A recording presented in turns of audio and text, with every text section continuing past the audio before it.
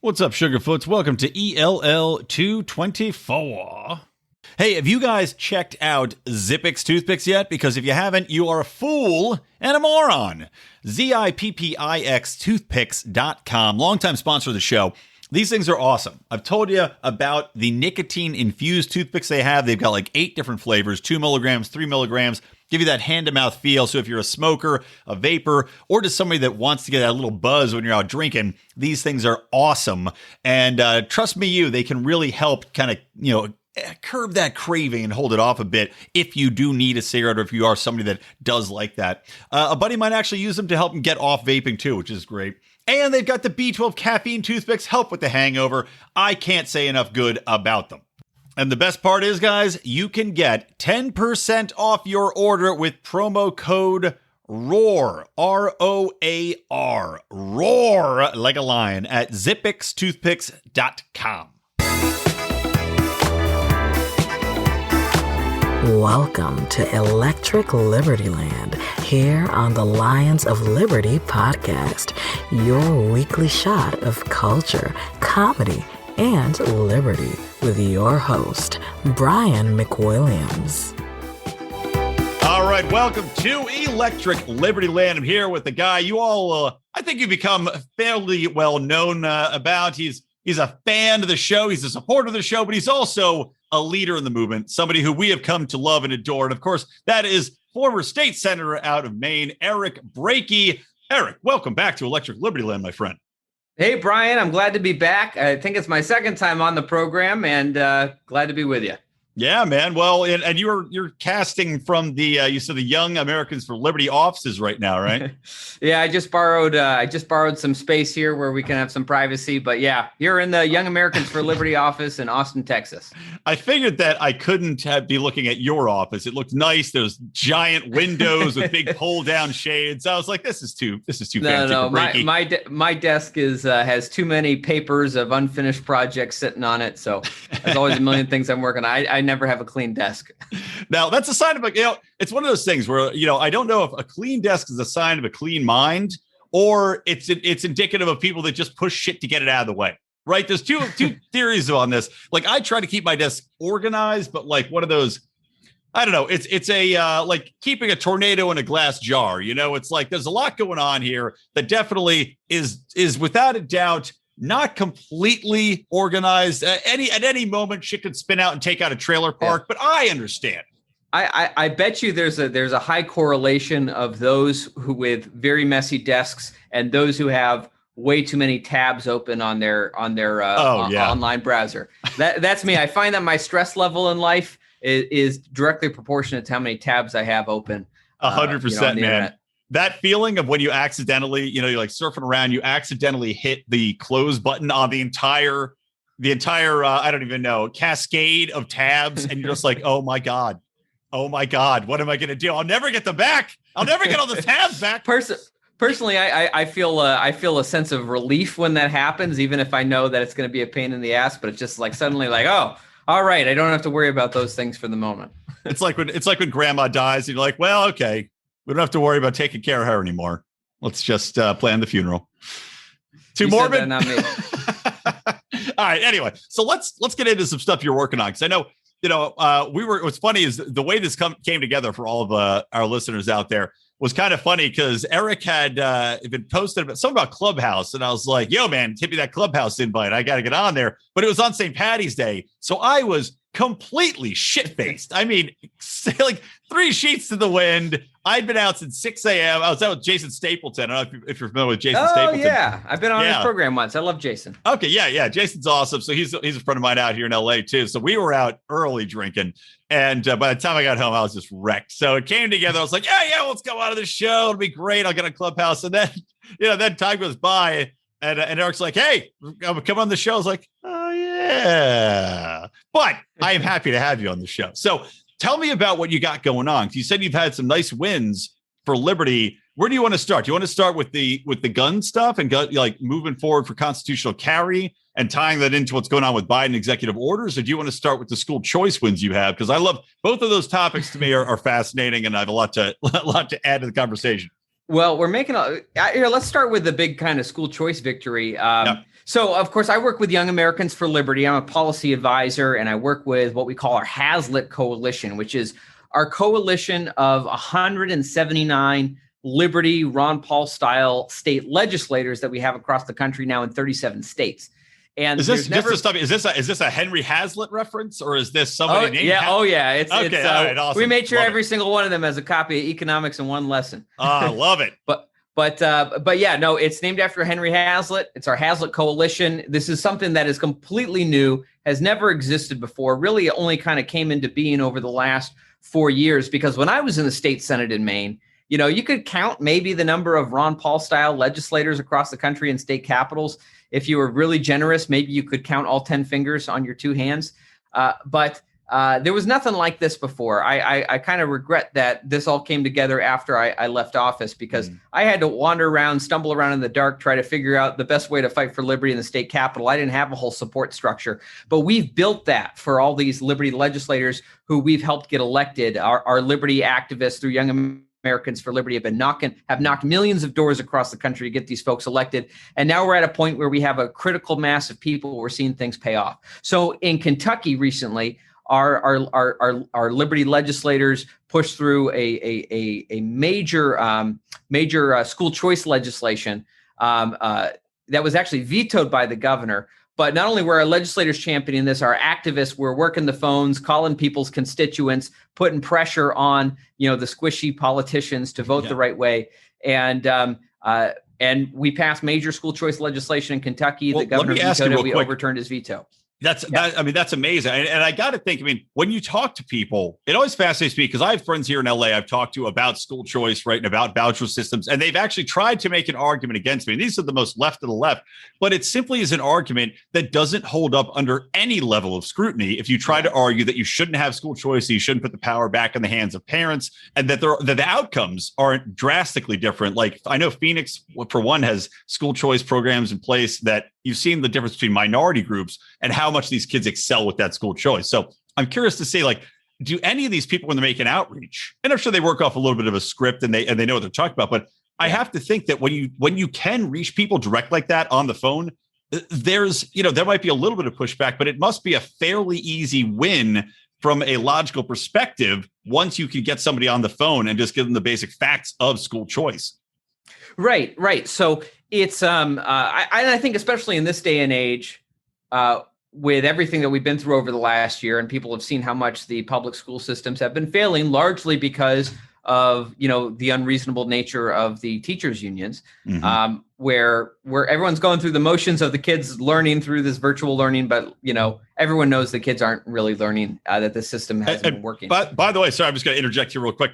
In Kentucky, where's the standard there? Did they go back to school? Are they still completely online learning, or have they actually gone back to school earlier or later than, I know California, it's still they just went back, they're just going back now. So it's been kind of crazy. Yeah. I couldn't say for certain where exactly Kentucky is in the, whether or not the kids are back physically in school or not.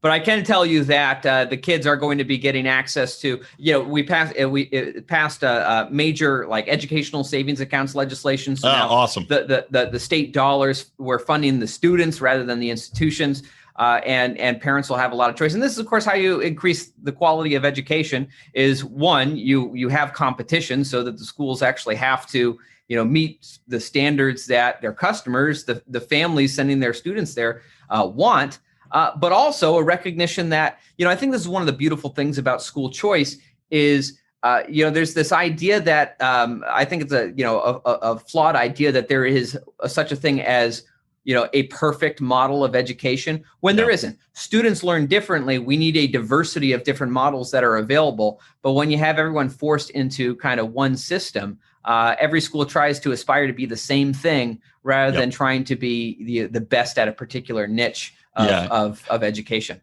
It's funny, so, again, to come back to LA here, just because I'm in here and I've had some experience with it, because I've got my brother-in-law, who's much younger than me, actually, which is funny, but, he had gone to a school in LA, and you'll have all these people argue that the public schools need all the money, and teachers unions are the best thing in the world. Meanwhile, they all send their kids to private school if they have any money.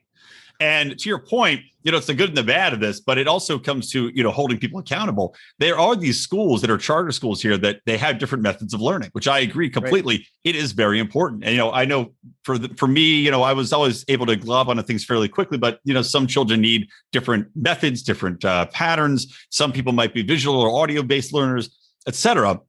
My brother-in-law was actually at a school where they were so progressive, and this school cost an unbelievable amount of money, by the way, private school, unbelievable amount of money.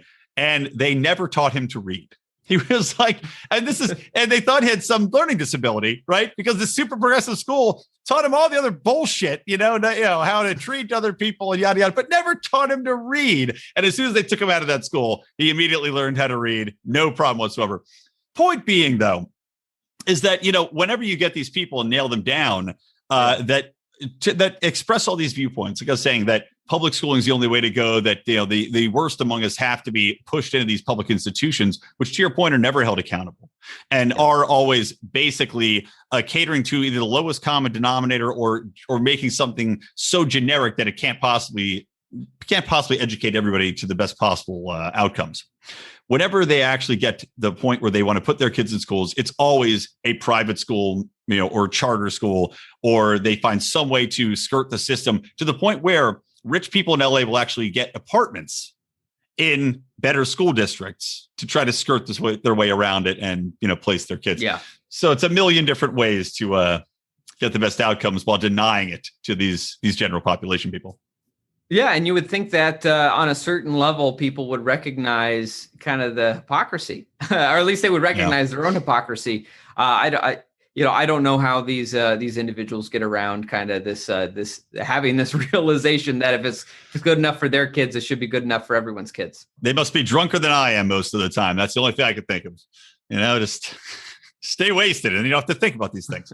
So that's awesome. So where else are you looking to do this? So you've accomplished this in Kentucky. Where else is Young Americans for Liberty looking to try to accomplish the same model? And is it basically something that you can take from one state and just apply it to the other state, or does it become far more nuanced depending on what their educational processes are and where they are legislatively? Yeah. Right now in Missouri, there's a major school choice battle that is being led by one of our Hazlitt Coalition Liberty legislators, Representative Phil Cristofanelli, who is leading the charge on that. And that's got a very good shot of passing. There's some shenanigans going on in the Senate, but it's done very well in the House. And my understanding is the governor will sign it if it gets to his desk. So we're working the phone lines there. We're mobilizing our Liberty Army of student activists. They're calling people's constituents. We've identified who the squishy politicians are, and we're making sure they get that constituent pressure. Because I think this is the big lesson that everyone should know at the end of the day. I think that we as regular people often don't appreciate how much power we have in the legislative process. The politicians don't want you to know this, but they're actually pretty terrified of you because you're the only person with the power under the Constitution to fire them come re-election season. So when politicians start hearing from enough of their constituents, and this is especially true when we're talking about state level politics, state legislative districts where the constituencies are smaller, you start hearing from 5, 10, 20 constituents on a particular issue, and you're a state legislator, you start to pay attention because you realize, geez, if 20 people are contacting me who care about this, how many people are out there who aren't contacting me who care about this? Mm-hmm. And I need to start thinking about my reelection. So, it's sad that that's how politicians operate, but that's the reality of it. And so we've got to operate in that reality if we want to make liberty win. Yeah. Have you had any pushback from like local teachers unions, anything like that? Have you seen any public campaigns? Oh, yeah. I'm curious to see what shady tactics are being done here. Teachers going out and hitting kids in the legs with pipes as they're going door to door. Well, obviously we see a lot of pushback from teachers unions because I mean, frankly, and look, it's not necessarily the teachers. Many of the teachers are working hard, doing a great job. But the teachers unions are they enjoy this monopoly system that they've been dealt where, frankly, you got a lot of school systems where the teachers haven't really been teaching, but everyone's getting paid the same amounts because they're government employees. This would never be allowed to happen in the free market. the system isn't providing the services for whatever reason, you don't get billed as a customer for services that weren't rendered. But that's not how it works in government. It's not how it works in the government-run schools, as we've seen over the last year. So I think that a lot of parents are getting fed up with this because they see how this is impacting their children. And I think that we're really entering a kind of a revolution for school choice. So we've got that passed in Kentucky. We're on a good road to pass similar legislation in Missouri. There's a big push in New Hampshire for school choice legislation that's very promising. And we're working every step along the way, and we're looking forward to a few more victories there.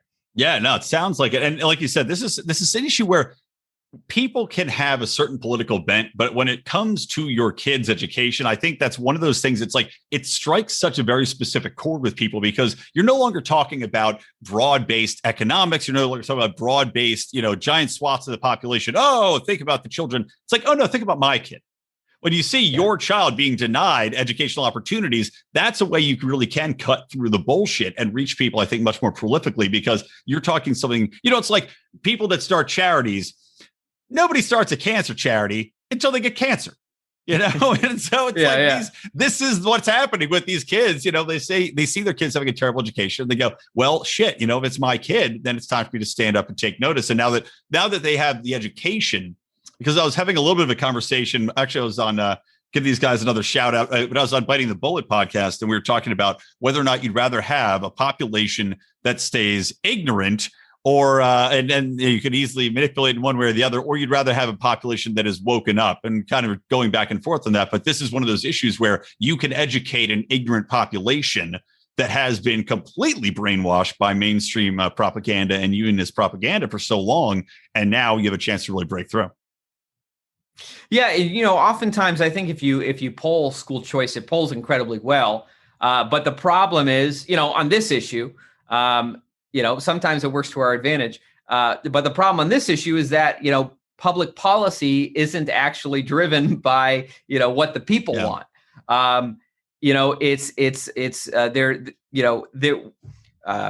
It's driven by, who's the loudest, who's applying the most pressure. And in situations like these, where you have really a concentrated benefit for teachers unions and a dispersed cost, that we're all paying, through the taxes we pay. Right. Through the, you're not seeing that little tiny line item particularly stand out to you. Whereas, something like a tax savings account or a student savings account or a voucher system where you're like, oh, this money is back to me.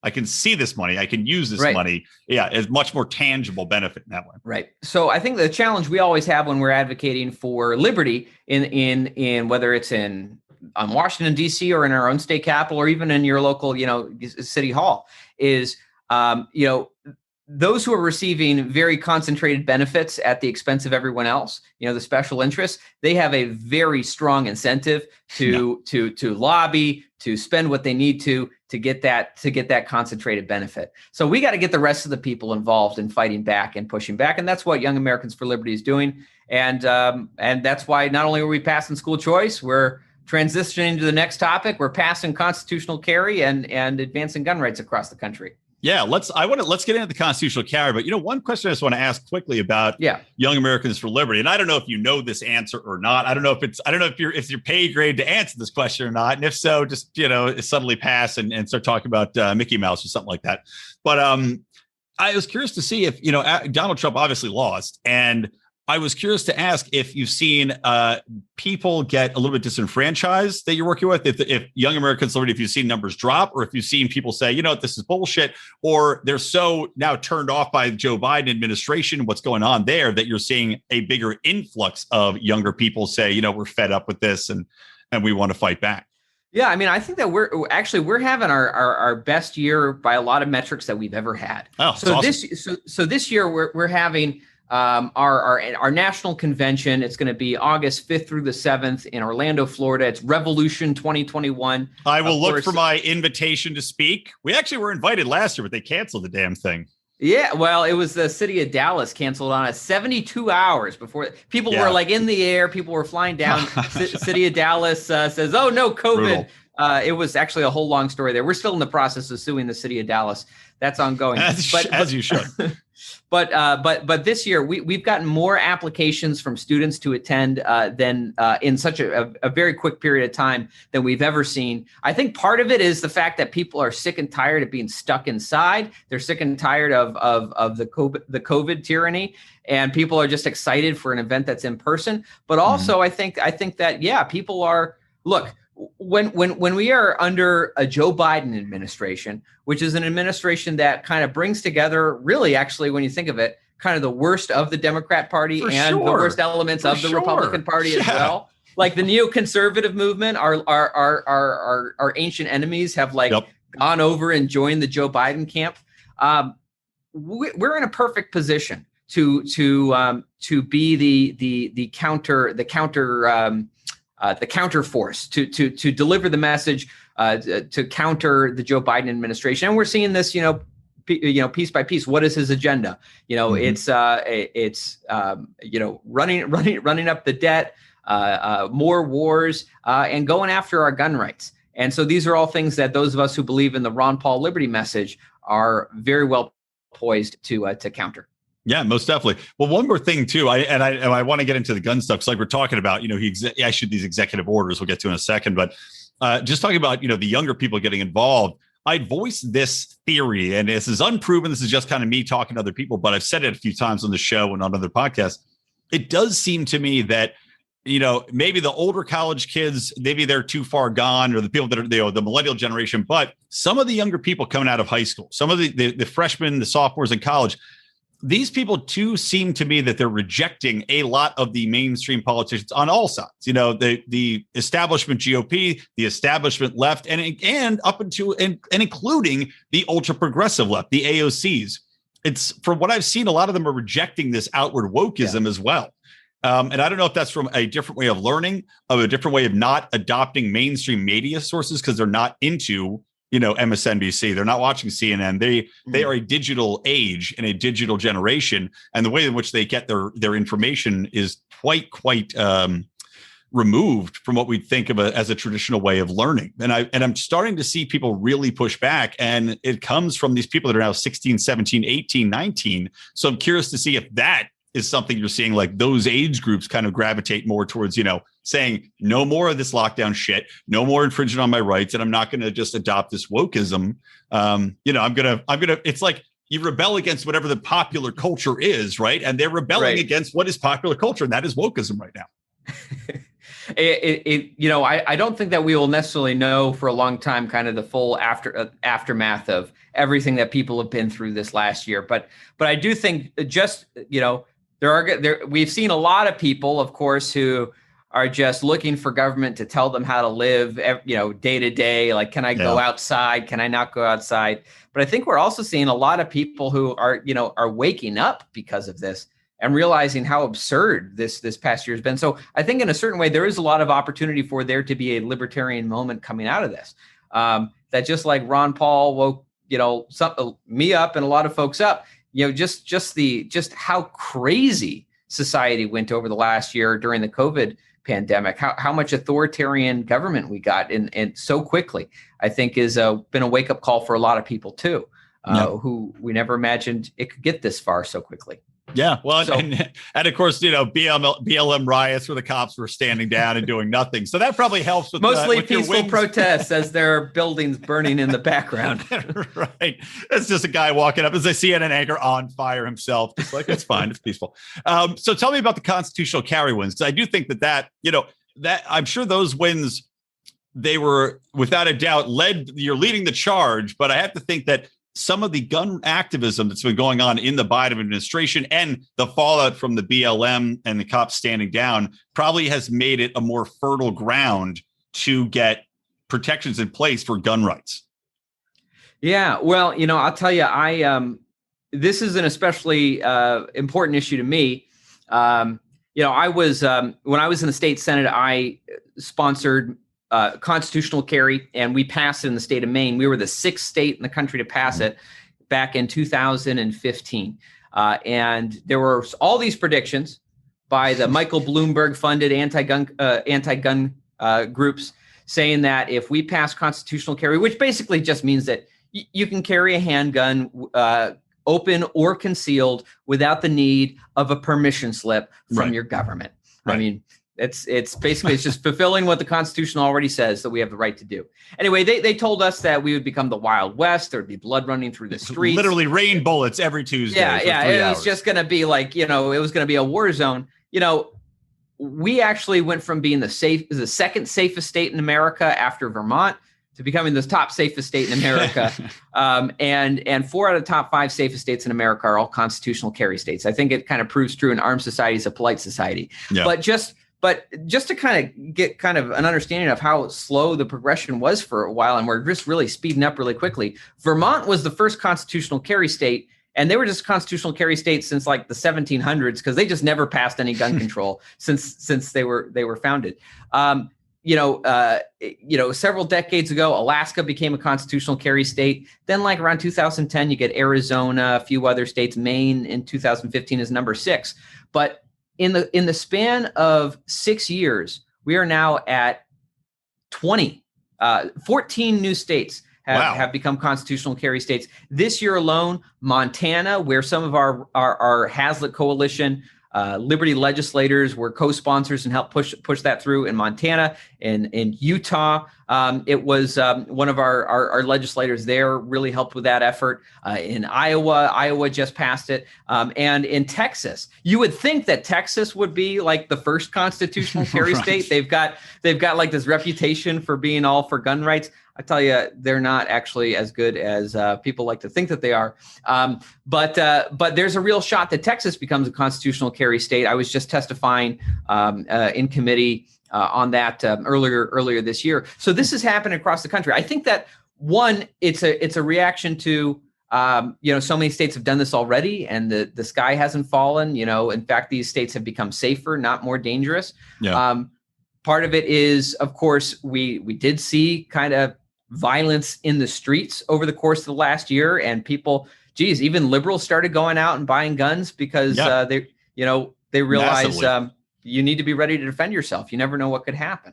But then, of course, look, Barack Obama was the best gun salesman that America's ever seen, and Joe Biden has given him a run for his money. Yeah. Joe Biden, coming out as he did, calling for red flag gun confiscation, calling for banning people from being able to manufacture their own firearms. Let's circle back on this thing of red flag gun confiscation in case people don't understand what this is. It sounds all nice. They always pitch, we're just going to take guns away from dangerous people. Well, how do we decide who a dangerous person is? Well, if someone reports to the government that someone is dangerous to themselves or others, okay, well, does this person get a chance to defend themselves in a court of law? Is there? No. It's just the only notice you're entitled to get is the knock on your door at 5 a.m. when government agents are there to confiscate your firearms. Yep. We saw this in Maryland. This happened. To a guy named Gary Wills. No notice. They show up at the crack of dawn. They're there to take his guns. He's confused. They just woke him up. He doesn't know what's going on. There's an altercation, and he gets shot dead in his own home. So this is when Joe Biden says that this is common sense gun control. It is literally empowering government agents to confiscate people's firearms with no notice, no due process. It is tyranny come home. And I have to think it's got to be like the no-fly list. Once you're on it, you're on it. Good luck getting off of it. Good luck, even knowing what your rights are going to be, and good luck fighting back against it. I mean, this is what I was talking about. Barack Obama, like you said, best gun salesman ever. But Obama had actually tried to go into the whole, red flag laws and trying to get your health records released to the government. Basically, if you talk to a psychiatrist, if you were put on antidepressants, all these other things, where that would be the reason to take your guns or limit your access to your Second Amendment rights. I mean, Joe Biden, I can't think that he's much different in the way that he wants to roll this out. Like you're saying, who's investigating the people calling the cops on you? It's like how many? It's like it reminds me of swatting people. Like in the video game, is they'll call the SWAT team to come and raid someone's house they don't like. What's the difference? If you can just call, your pissed off ex-girlfriend calls the cops and knows you have a gun, she goes reports you. Now they're knocking on your door. Especially when and this is the case in many of these red flag proposals. there is no consequence for false reports. Yep. And so, I mean, we're fighting this in Maine right now. There's a bill, and we're going to be engaging on this. There's a bill they're trying to actually use. We shot down red flag gun confiscation orders really, really hard 2 years ago, and now they're trying to do this through protection from harassment orders. So basically, if you get a protection from harassment order against you, the judge can also say, we're going to take your guns away. I looked at this bill and I thought, maybe there's some due process involved until you read the statutes around this. And this is also, it can be done without a trial, with very low thresholds of evidence. It's subject to all kinds of abuse. So we're fighting back against this across the country. I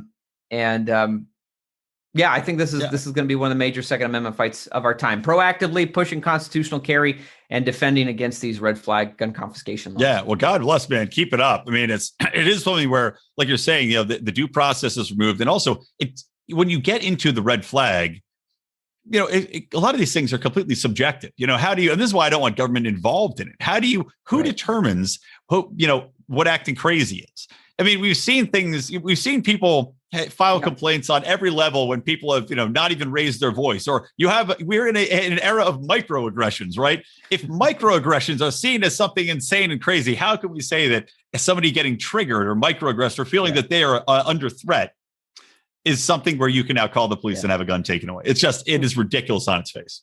Yeah, and we need to be careful too. I think that sometimes even the right can fall into this trap of saying, they're trying to deflect kind of the gun control. They say, oh, it's not a gun control problem, it's a mental health problem.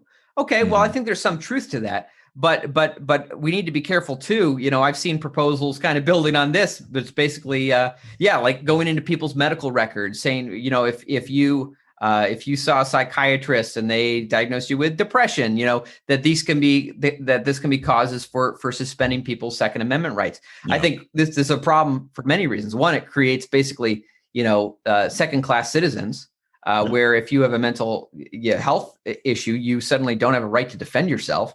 And two, this too can be very politicized. I mean, in the Soviet Union, they had something called sluggish schizophrenia, which is basically a mental health illness you were diagnosed with, which was the symptoms were basically opposition to the state. Yeah, I know. We're not far away from that. I guarantee you. Well, it's like, it kind of gets into, this is actually a perfect segue to one of the topics. Actually, you know what? Hold on. Let me give a quick plug while we're segueing into some current event stuff. Let me tell you guys about another fantastic podcast called Paul's to the Wall, as I coined their new catchphrase intro song, Paul's to the Walls.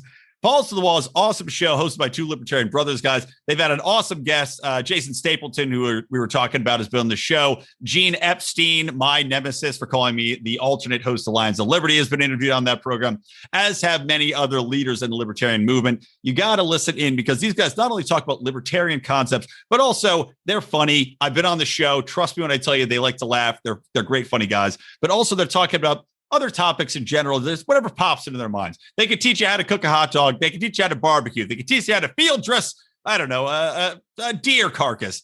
They're real men. They're real libertarians. You got to give them a listen. Paul's to the Wall. I can't recommend them highly enough. Check them out. I'm sure they'll have Mr. Brakey here on anytime too. I'll tell them Brian sent you. I'll look for the invitation. Yes, please do. And if they're listening, I'm sure they'll tweet at you immediately. So getting back into the show, if we're talking about this bleeding into, the state psychosis, right? State-sponsored psychosis, wherein they can identify you as somebody with a mental disorder of not loving the state enough. Now, this, of course, reminds me of what they're trying to do with these extremist laws, right? Okay, following the Capitol Hill riot, or whatever you want to call it, the quote-unquote insurrection, if you want to be more ridiculous. But following this, they have these bills, they have these initiatives they're pushing forward to try to target domestic extremists, domestic terrorists, whatever you want to call them.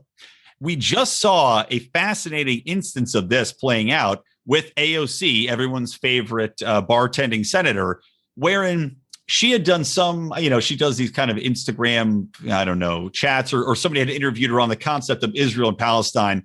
She did not take enough of a pro-Palestine stance, and an anti-war activist, who I guess is a podcaster, a guy that's definitively on the left, had criticized her on his own feed.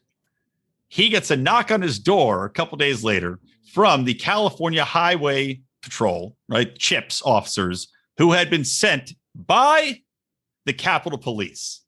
And the reason, because they said he was a threat to AOC. What are your thoughts on this? Are we already getting here? I mean, well, I mean, I guess I'd have to see those particular comments that he made. I mean, I guess if there was like they were not. I'm telling you, I watched like a quick video, and I paused because I just saw it, and I emailed you a couple of times. I should have sent it to you, but it was nothing crazy. It was just kind of like the general, like, I can't believe she didn't say more about this. Like, he wasn't like, AOC, I'm going to come. So he's not like dry balls out or anything. Yeah. No, nothing like that. I mean, it was far less than anything I say every week on the show. I guarantee. Yeah. Well, geez, I should watch out for the knock on your door then. I know, right? In the middle. How great would it be if they came in and dragged me out of the middle of this and you just had to host the rest of the show? Yeah, I wouldn't complain. Yeah. But no, it is very alarming, kind of just how quickly things are escalating. I'll tell you, I mean, I was concerned, last year when folks on the right were calling for, Antifa to be kind of designated a terrorist organization, not because I'm a fan of Antifa, I'm not, but because I just thought, geez, well, that's, the reason that you label a group a terrorist organization is in order to be able to get around their constitutional rights when it comes to kind of arresting, detaining, and ending kind of their activities. And so I'm certainly all for, hey, someone's beating someone with a club in the street or burning someone's building down, arrest that person. They should be put on trial and they should go to jail for it. But we've gone from talking about labeling Antifa terrorist organization to now, if you are a constitutionalist or someone who believes, or someone who questions the election results, you are being kind of lumped in as a domestic terrorist. Yep. This is it's a very dangerous road that we're going down, and it's like all the tactics, everything they've built for the foreign war on terror is coming home. And we thought that we were safe because we were American citizens, but gradually we've seen those protections disappear. We thought that we were safe when we were passing the Patriot Act. This would never be used against us. This is about going after those people overseas. And before you know it, we're finding out that all of our digital records are being collected, and we're all being spied on under this law. So the infrastructure that they build overseas to go after terrorists, I'm very concerned as they start labeling us terrorists here at home because we don't comply with their tyrannical government. Yep. Yeah, I mean, it definitely seems to me that the definition, and this goes back to Obama, like you talked about the Patriot Act, but also Obama, of course, accelerated all of these things. Obama had famously removed the right to habeas corpus for Americans. He drone bond Americans without giving them a trial. He also had put in that very amorphous phrase, enemy combatant, right? That was whoever was America's enemy was an enemy combatant. Yeah, undefinable. Could be here, could be there. Whatever it was, if you were one of them, they could come to your house, they could take you away, you could be gulagged, and we're seeing an extension of that for sure. And to your point, I also opposed Antifa being declared a terrorist organization. That once you get down that path, it's hard to claw your way back out of it. And and I think hold on, your mute is on. Oh, it's not on over here. Oh, never mind. Your mute's not on. I am just stupid. Okay, hey, you said it, not me. Now I'm trying to remember what my point was. Oh yeah. So I think kind of one of the things that we always have to remember is, each side is always trying to use the apparatus of the state against the other side. Yep. And so when our people are in power, we say, all right, let's give the state more power to go against those other folks. But eventually those other folks get control of the government. Now it's being used against us. Well, we need to remember, and I'm sure I'm preaching to the choir here, Well, what we need to remember is that every time we hand more power over to the state, we're handing power over to our enemies because even in those rare instances where maybe we win the White House or we're in control for a moment. I mean, well, let's not be silly. I don't know when libertarians have ever been in charge. Maybe not since the Declaration of Independence, and that only lasted exactly. But conservatives need to get this through their head too. Is that every time you hand power over to the state when your guys are in charge, you're handing power over to Joe Biden and Nancy Pelosi because they're going to eventually be in charge, as we see right now. Right. And that's the thing. It's like, we're looking at Joe Biden having this committee to review whether or not the Supreme Court should be changed, whether or not to add seats to the Supreme Court. It buys into that exact same concept of let's change the rules because we're in power. We want to try to even out Trump's picks by expanding the seats on the court. Okay, fine. But again, some of these justices are going to retire down the road. Who knows what's going to get put into power? We're just going to have to keep expanding it or getting rid of the filibuster. The same issues. Yeah. Anytime there's a lowering of the bar for what it takes to get something done, I'm upset. And I think everybody should pretty much adopt that exact same philosophy. And like you're saying, anytime these things happen, it's always more power to the state. Yeah, if Joe Biden starts adding additional people to the court, and this isn't going to end, before you know it, we're going to have 100 Supreme Court justices. Every presidential administration is going to up the other way. It's kind of like executive orders. First There was only a few executive orders issued by a presidential administration. Now we're like thousands and thousands are generated by every administration. The same thing would happen. If Biden set this precedent here. Yeah, why would you not? Why would you not? It's already been set. There's no point. The rules have already been broken. Well, let's talk real quick. A couple of quick topics to get into too, because I know we're running out. We're a little limited time. So I wanted to talk about vaccines, and basically, I don't want to get into the whole efficacy of which vaccines work or don't work, or I don't know. If you're getting vaccines, go for it. You feel a reason to get vaccinated, go for it. I personally probably will not. Have you opted to get one yet? Have you gotten the jab? No, I haven't. I don't even know if I qualify. I'm young and healthy. Anyway, it hasn't been a priority of mine. I don't feel like I need it. Yeah, I'm the same. I'm in the exact same boat. And if I was an older person with underlying health conditions, I might consider it. I'm not against it as a rule, but I don't feel like it's. I haven't been convinced that it's something that I need. I'm in the same boat, and it's funny. A buddy of mine, Dan Spots, over at the System Is Down pod, he had been posting. It's like, I guess the Pfizer vaccine, you have a 0.001% of dying from the vaccine. And it's the exact same percentage as you basically have dying from COVID if you got it at our age. So why? It's the same chance.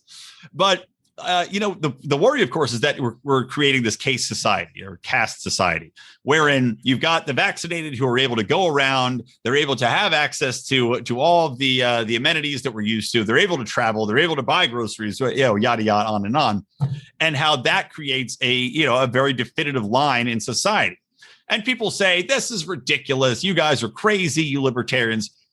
But yet we see this play out specifically where a volcano has just erupted, right? I don't know if you've been following this story, but there's a volcano. Yeah, this is crazy. So a volcano erupted on the island of St. Vincent, right? And this had been dormant for decades, this big volcano.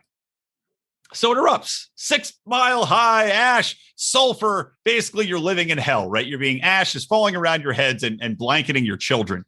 And you just want to get the fuck out of Dodge at this point, understandably so. So Carnival, they've got cruise ships sitting around. They're not using them right now, obviously. So they say, we'll help. They send the cruise ships over to St. Vincent. And they're going to say, let's load them up. We'll get people out of there. We'll save them. There's a lot of danger in this island, this volcano. Then the prime minister comes in and he goes, no, hold on. Only vaccinated people are able to get on the cruise ships to leave the burning island.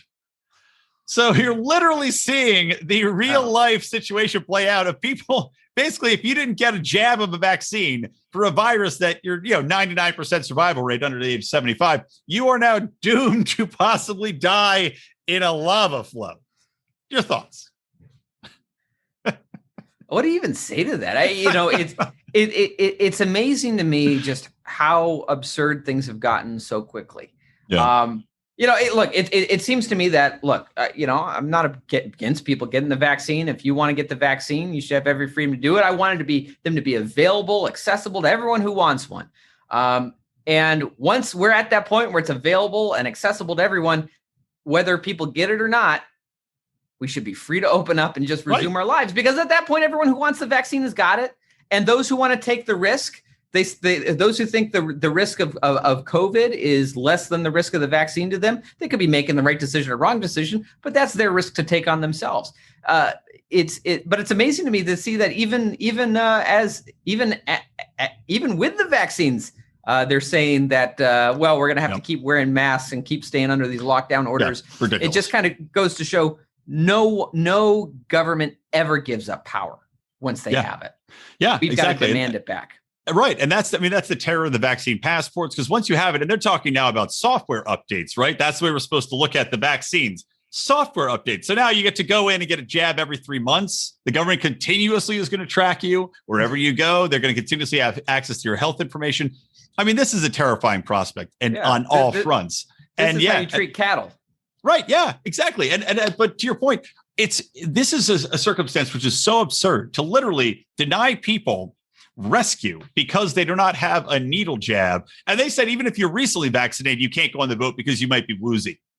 So again, what are you talking about? I got lava rolling down the hill, covering up my cat right now. I've got a cat, a freaking, what do you call it? Fossilized cat in front of me, and you won't let me on the fucking boat? It's kind of almost like a perfect metaphor for this last year, though. It's like, here we got, suicide rates spiking. People are, from these lockdowns, opioid overdose like spiking. Yep. All these problems, kids losing a year of school, and so like all these harms done by the lockdowns. And now we have literal volcanoes erupting and lava coming at people. It's like, no, the only danger we're allowed to think about is COVID. Forget everything else. Forget the kids. Forget the suicides. Forget the lava coming right at you. COVID's the only real threat we're concerned about here. Well, and it's kind of a perfect metaphor for everything we've been through. It is absolutely perfect. It also makes me wonder, I don't know if you're a religious man or not, but it makes you think of Joe versus the volcano. And they had to sacrifice to his god. It's an old Tom Hanks movie, but it just reminds me of like the old volcano sacrifices. Maybe the cabal of elites, the lizard people who are, taking the adrenochrome. Maybe they know something we don't. Maybe they know that we need to make a sacrifice to this volcano god. And that's the only way we're getting out of this COVID shit. So they're like, sorry, a lot of you are going to have to stay on this island and get eaten by the lava. It's just the way it is. If we want to get back to normal, you got to break some eggs. It makes more sense than a lot of the stuff I've heard so far this past year. That would be the only logical reasoning I think I could get behind. Okay, one more story real quick. One more laugher, and then we'll call it a day. Marxist founder of Black Lives Matter, whose name is, I just pulled up, Patrice Colors, who is the exact same woman that had inked a television deal with Warner Brothers TV. She just bought a $1.4 million house in Topanga Canyon here in Los Angeles, which is one of the whitest areas in all of Los Angeles. I think it has a black population of 1%. Have you met a bigger hypocrite? Have you? What are your thoughts of this woman? I don't know. I'm around a lot of politicians, so that's true. She's up there. I don't know this. I don't know. It certainly sounds pretty hypocritical, but I think this is kind of one of the sad things about a lot of these movements.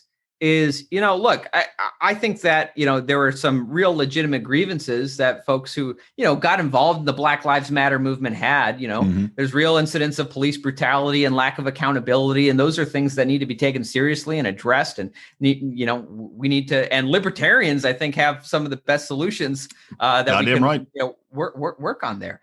But you always have these folks who come along who just take advantage of these movements, take advantage of the people who are looking for real solutions, and just use it as an opportunity to cash in for themselves.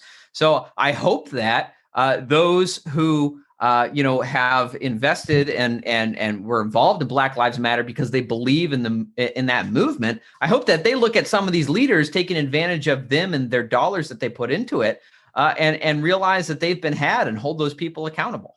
Yeah, you'd really hope so. And like you were saying, when Black Lives Matter started, it started with a different set of rules and goals than where it ended. I don't know if you saw back in the day. I actually had read a bunch of them off, and they are, about 8 out of 10 of them were things that libertarians would go, yeah, 100%. Yeah. And by the time it finished, it was all Marxist bullshit. Oh, yeah. I mean, so somewhere in there, it's like, single payer health care became one of the demands. Right.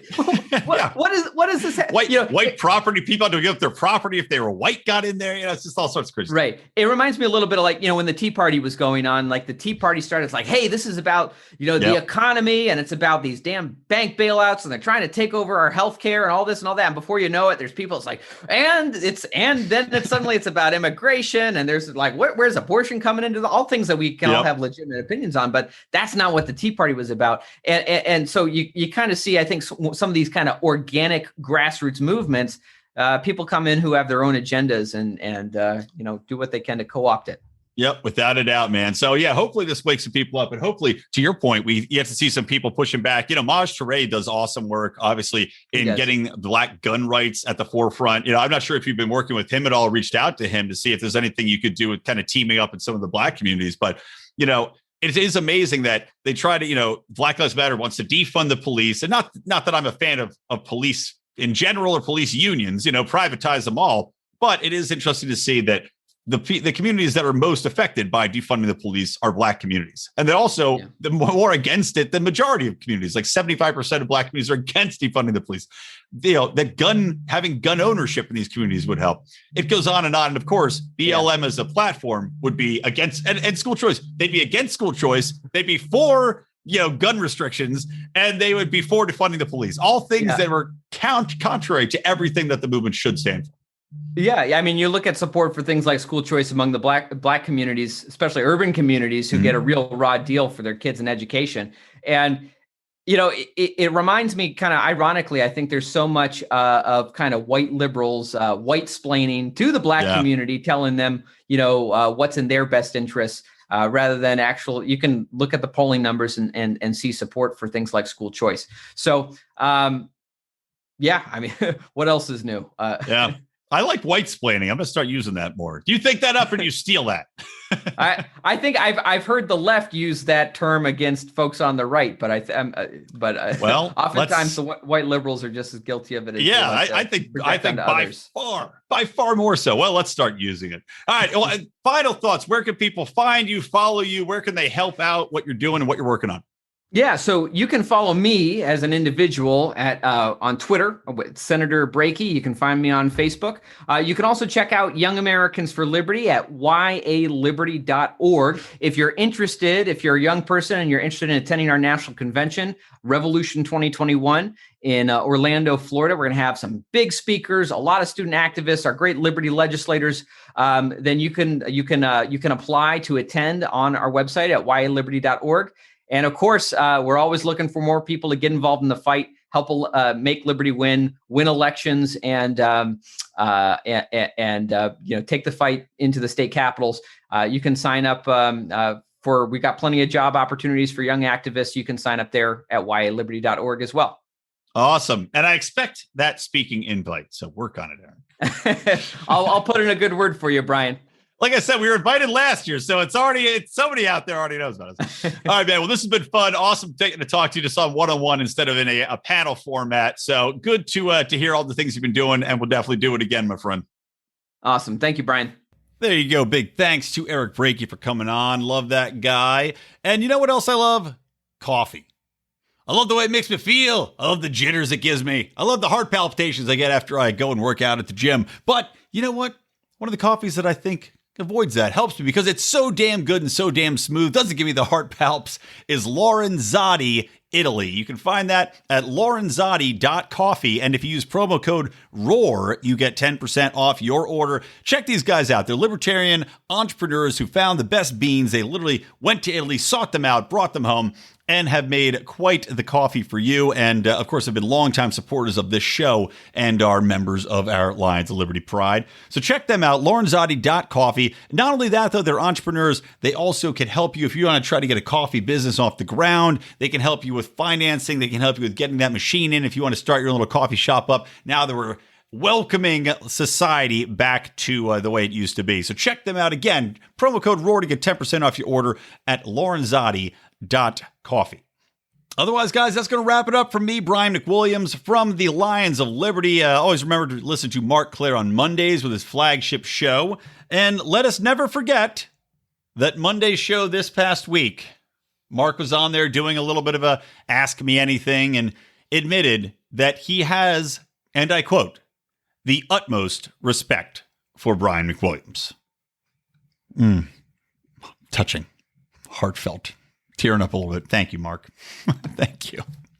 Of course, I'm here on Wednesdays. John Odermatt wraps it up with Finding Freedom on Fridays. If you haven't checked that out with the new format, you owe yourselves to do that. Get inspired, get touched, not in the way the priests do it, but in the good way, and find your freedom with John. And guys, remember to join our pride. I am doing my awesome, hilarious daily rants on one topic that's not going to make it into the show per week, or actually per day, and just ranting on topics that come across the old dashboard here on my computer.